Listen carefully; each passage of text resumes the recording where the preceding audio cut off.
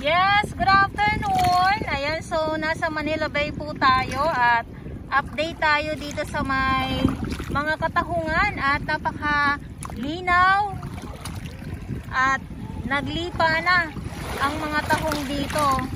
Nasa tabi lang, gawa ng po ay sobrang low tide.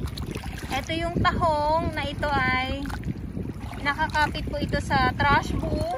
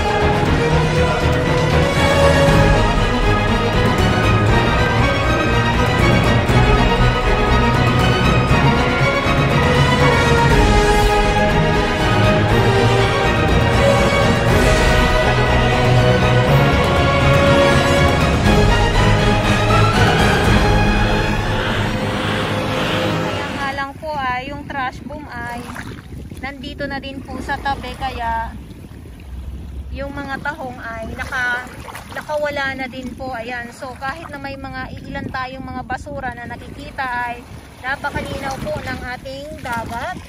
At sa mga baguhan, yes, welcome sa channel ni Miss Jelani Dorabaus.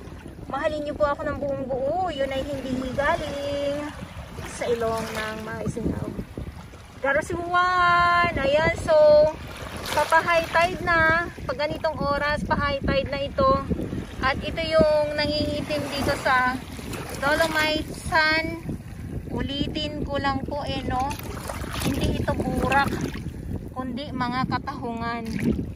Grabing mga tahong na ito talaga naman, at naglilipa na. So ang kinakapitan naman nitong mga maliliit ay nakikita ninyo ay ang geotextile naman po. At pag lumaki, ayan o, kita nyo po.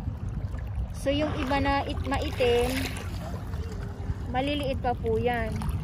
Kaya kumbaga may maliliit, may mga malalaki. Ayan. So pag malalaki na pala, kulay green na siya. Pag mga maliliit pa lang, may itim. At pag ganito kasi na maalon na, hindi na natin ito makikita mamaya kasi high tide na din. At ito yung iba. So pag wala na sila sa tubig, namamatay na po sila kasi wala na sila sa sa dagat. Kumbaga, hindi na sila abot ng tubig nga po. Ayan. Ito yung ito yung maitim dito sa Dolomite Sand. Ay, sapatos ko. Grabe na yan. Ayan. So, ayan pa din. Hanggang dyan sa may unahan. Tahong pa din po yan. Kaya ang update natin, nandito tayo sa phase 1. Puro mga katahungan po. Ayan puro mga katahungan. Grabe na ito. Tahong. Talaga naman. tahong po ang bubulaga dito sa inyo pag once na kayo ay mamasyal.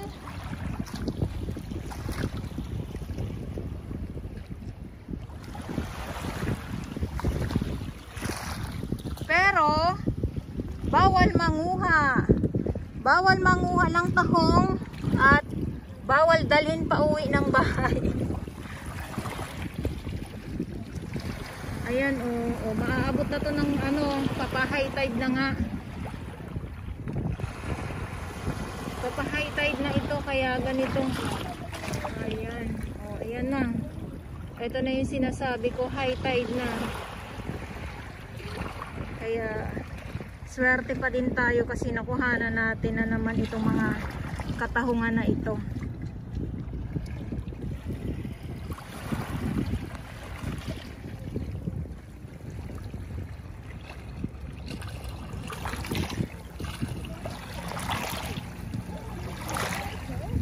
Ayan na nga. Grabe ang kulit ko, no? Makulit ako kasi kayo makulit din po eh. Charis, ayan. So, yun. Grabe naman. Grabe naman si tahong. Pumulupot ng gusto na naman. Kaya nahihilo na naman yung ating ibang mga nanonood sa mga ganitong mga biyaya sa Dolomites na naaaktuhan natin pag ganito na sobrang low tide. Iba talaga naman, kita natin, buhay na buhay. Kung anong pag-green na green.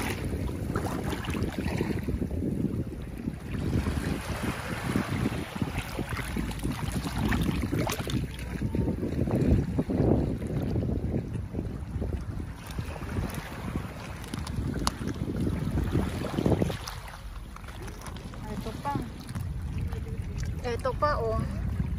Ayan. So, hindi na din ito maano kasi hindi na ito nakakapit sa hindi na ito nakakapit sa trash boom eh. So, pag hindi na nakakapit sa trash boom, maano na din po ito, mawawala na din po itong buhay, mawawala ng buhay kung gano'n. Kasi nakawala na sila eh.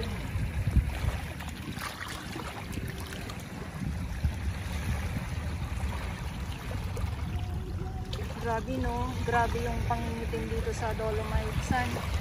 Akala natin kung anong pangingitim lang pala. Yun pala ay mga lamang dagat na.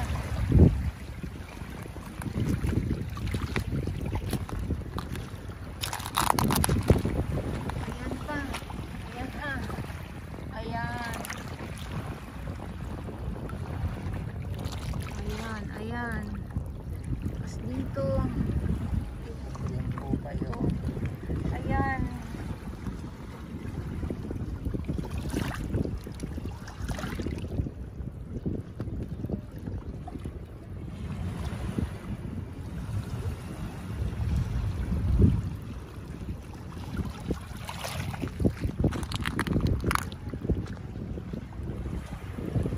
Ayan na.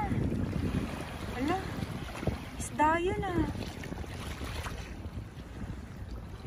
Parang dito pag maghahagis kayo ng net, dito, ay meron talagang makukuwang isda. Meron talagang makukuwang isda. Ayan, oh. At dito, ito. Ayan. Ayan, ha. Again, tahong. Grabe, no, yung mga tahong na ito, sayang lang po talaga. Basta itong palibot ng trash boom, ang nakakapit talaga dito ay mga tahong po.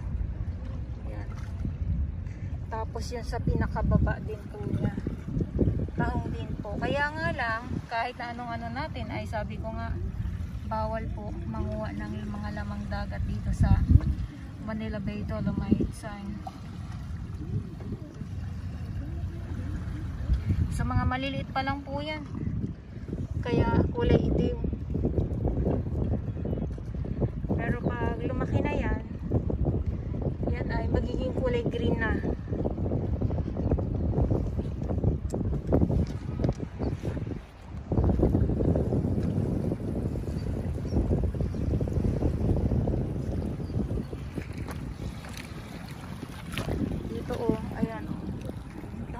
lang po yan. Kaliwat kanan, harap at likod ang makikita nyo dito sa mga katahungan na ito. Ayan, so ito yung update natin. Maraming salamat po at ulitin ko lang po. At sa mga baguhan, yes, welcome sa channel ni Miss Jolaine Dora Pels. Mahalin nyo pa ako ng buong buo. Yun ay hindi galing sa ilong ng Marisino. Karpa sa buwan!